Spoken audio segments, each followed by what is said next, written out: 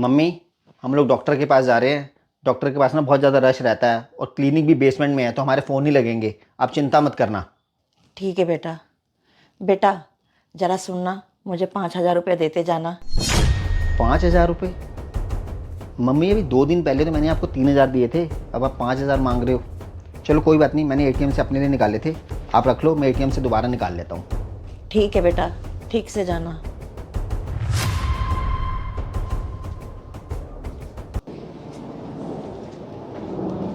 राजीव, वैसे मम्मी जी को कुछ हो नहीं गया है? आए दिन आपसे पैसे मांगती रहती हैं। मुझे तो ये समझ नहीं आता, इस बुढ़ापे में मम्मी जी को इतने सारे पैसों की क्या ही ज़रूरत है। मम्मी जी को सोचना चाहिए, अभी मेरे ट्रीटमेंट में कितना पैसा लग रहा है, फिर भी हमसे पैसे मांगती रहती हैं। अरे बेटा, उनको तो 2 घंटे हो गए गए डॉक्टर के पास, अभी तक नहीं आए।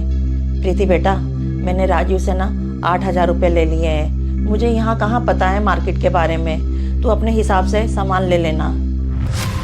डॉली, आज हमने इतने बड़े डॉक्टर को भी दिखा लिया है और आज की रिपोर्ट से तो हमें बहुत उम्मीदें थी। मुझे तो लगता है हमारी किस्मत में संतान का सुख लिखा ही नहीं है। अरे मम्मी कहाँ जा रही हैं? आगे बेटा, डॉक्टर ने क्या कहा?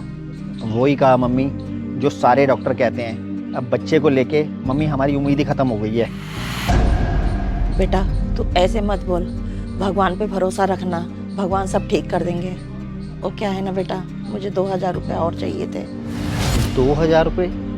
मम्मी, अभी जाते समय तो मैं आपको 5,000 दे के गया था, अब आप 2,000 फिर से मांग रहे हो। मुझे तो ये समझ नहीं आ रहा मम्मी, आप पैसों का कर क्या रहे हो? ये लो मम्मी, 2,000 रुपये। ठीक है बेटा, आती हूँ मैं।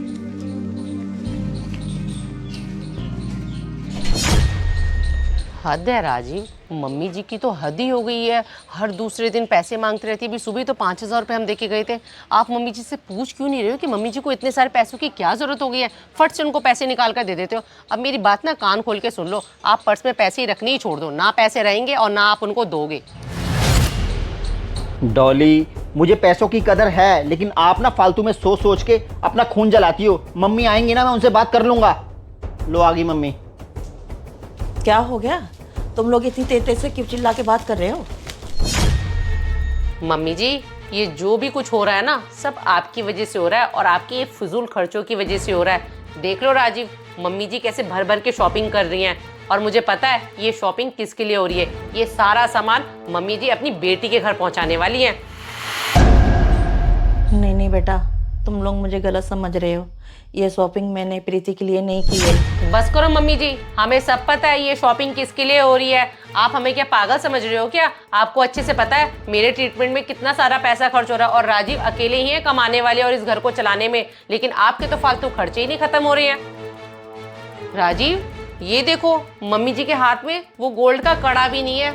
मुझे पता है ये कड़ा भी उतार कर अपनी बेटी को दे दिया होगा या बेच दिया होगा उसका घर भरने के लिए मम्मी जी ने। हाँ डॉली, वैसे बात में तो आपकी दम है। और वैसे मम्मी, कल आप मुझसे बहाने से पूछ रहे थे ना कि आजकल गोल्ड का रेट क्या चल रहा है। मुझे तो लग रहा है मम्मी, बहन अपना घर बना रही है, तो कहीं ये तो नहीं है कि बहन का घर बनाने के लिए आपने अपना कड़ा बेच दिया है? नहीं नहीं बेटा, ऐसा कुछ नहीं है। मुझे ये समझ में नहीं आता है तुम लोगों को ऐसा क्यों लगता है कि मैं अपनी बेटी का घर भरती हूँ।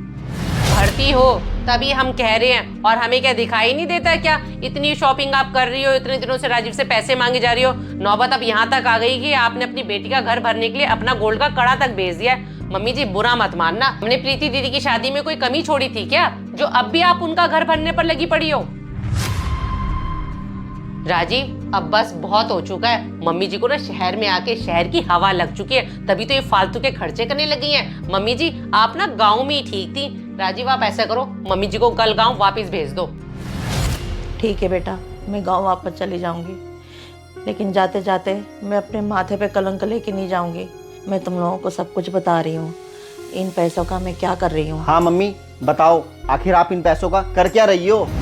बेटा, ये जो भी मैं कुछ कर रही हूँ तुम लोगों के लिए कर रही हूँ, ताकि तुम लोगों को संतान का सुख मिल पाए। मुझे राधे श्याम पंडित जी ने कहा था पूजा रखने के लिए। मुझे पूरा विश्वास है इस पूजा को करवाने से संतान का सुख जरूर मिलेगा, लेकिन इस पूजा का खर्चा बहुत ज़्यादा है। अब कब तक मैं तुम लोगों से बार बार पैसे मांगती, तुम लोगों के ऊपर भी काफ़ी जिम्मेदारियां हैं, इसीलिए बेटा मैंने अपना कड़ा गिरवी रख दिया। तुम लोगों की खुशी से बढ़ के मेरे लिए कुछ नहीं है। मम्मी जी, आपने हम लोगों के बारे में इतना सोचा और हम दोनों तो आपके बारे में कुछ और ही सोच रहे थे। लेकिन मम्मी जी, आप ये सारी बातें हमें भी तो बता सकते थे। बेटा अगर मैं तुम लोगों को बता देती कि पूजा में इतना खर्चा आ रहा है तो तुम लोग मुझे पूजा करवाने ही नहीं देते। आजकल के बच्चे पूजा पाठ पे कहाँ विश्वास करते हैं। और देख ले बेटा, ये सारा सामान मैंने पूजा के लिए इकट्ठा किया है, मैंने अपने लिए कुछ नहीं लिया। तुम लोगों से बेटा एक ही विनती है, मैंने मंगलवार को पूजा रखवाई है, उसमें तुम दोनों शामिल हो जाना बेटा। मम्मी जी, आप हमें ऐसे हाथ जोड़कर और शर्मिंदा मत करो। आप मम्मी जी हमारे बारे में कितना अच्छा सोच रहे हो और हम आपके लिए बहुत गलत सोच रहे थे। मम्मी जी, वैसे तो मैं माफ़ी मांगने के लायक नहीं हूँ, लेकिन फिर भी हो सके तो मुझे माफ़ कर देना।